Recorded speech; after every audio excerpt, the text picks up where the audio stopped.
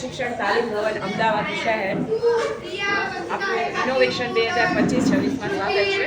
એક બહુ સરસ ચાણક્યની પંક્તિ યાદ આવે છે, शिक्षक कभी साधारण नहीं होता, प्रणय और निर्माण उनकी गोद में पड़ते हैं।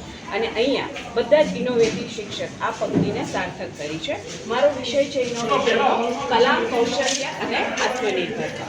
હું વિંસુટા, મારી શાળા આશ્રમ વિનય મંદિર ધોરણ 9 થી 12ની દીકરી છાત્રાલયમાં રહી અને અભ્યાસ કરે છે અને NEP 2020માં પણ કલા, કૌશલ્ય અને આત્મનિર્ભરતાને પ્રાધાન્ય આપવામાં આવ્યું છે।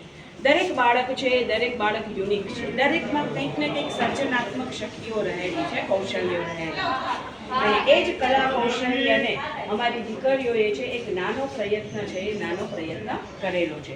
જેમ આપ જોઈ શકો છો કે ચકલીના માટીના જે માળા છે એને દીકરીઓએ શણગારેલા છે, માટીના જે નાની નાની કુલ્લડ છે એને ડેકોરેટ કરેલું છે, માટીના જે કોડિયા છે એને શણગારેલા છે।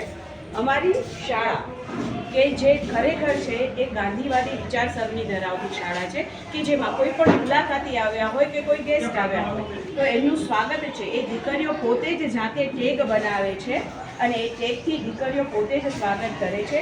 આ જે ટેગ છે એ ખાદીના પેપરના બનાવેલા છે। ત્યારબાદ આપ જોઈ શકો છો કે વાર્લી પેઇન્ટિંગ છે, મડ વર્ક છે, આબલા વર્ક છે, આ બધું જ દીકરીઓ છે એ દીકરીઓએ જાતે બનાવેલું છે। અને મોદી સાહેબે જે 2020માં કોરોના સમયગાળા દરમિયાન કહેલું કે આત્મનિર્ભર ભારત બને અને એ જ નાના એવા પ્રયત્ન સાથે આશ્રમ વિનય મંદિરની દીકરીઓએ આત્મનિર્ભર બનવા માટેનો એક નાનકડો પ્રયાસ કર્યો છે। અસ્તુ, જય હિન્દ, જય ભારત।